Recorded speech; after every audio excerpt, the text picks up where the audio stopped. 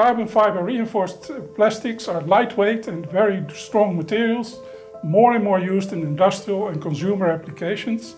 They replace metal parts in, for example, airplanes, windmill blades, bike frames and cars.